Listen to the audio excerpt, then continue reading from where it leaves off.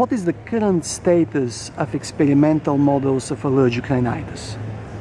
Well, allergic rhinitis, you probably could break them down into human models and animal models, and I'll just focus on those human models that we deal with. There's the classic models of taking patients and dividing them up and putting them out there in the environment, giving them one agent versus another agent, and that's basically the way the FDA has approved drugs over the years. Because of some issues, primarily with variability in pollen, etc., people began to try to refine that and to control the pollen exposure.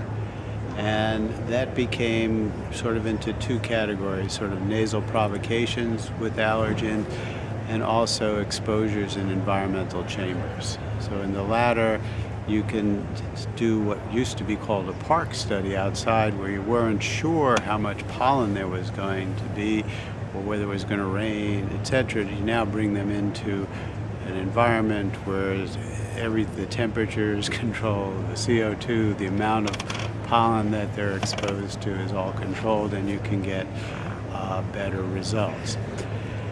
The other model is nasal provocation, and that is where you take the antigen and actually place it into the nose of an individual. And that therefore leads to some outcome. You can look at symptoms, you could look at mediators, cells, physiologic changes, etc. So that gives you a lot of sort of understanding. Now, you may ask where these things are going. So the chamber has been primarily a way to control the environment, study drugs, immunotherapy with fixed pollen exposure. The provocations seem to be coming up in sort of maybe three ways that they're being used. One is, if you're going to put somebody in a clinical trial, are they really allergic if they give a good history and have a positive skin test? And if you do that, you find that maybe only 90% of people will actually have symptoms during the season from that. So it's being used more and more as kind of a screening tool to get people that are really allergic.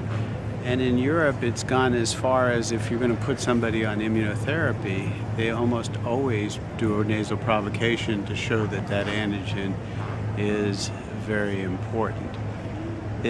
Nasal provocations are also going to be used and continue to be used to understand the pathophysiology of how things work.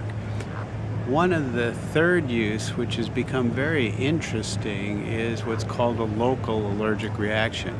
So you take somebody, they come in, they give you a great history, you do a skin test or an intradermal test or in vitro test, and you can't show that they have an IgE-mediated reaction. However, if you put the antigen in their nose, they respond, and they have a positive response.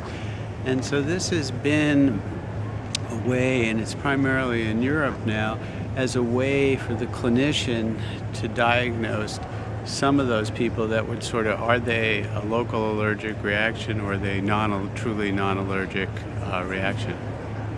How do you think the patients may benefit from that type of research?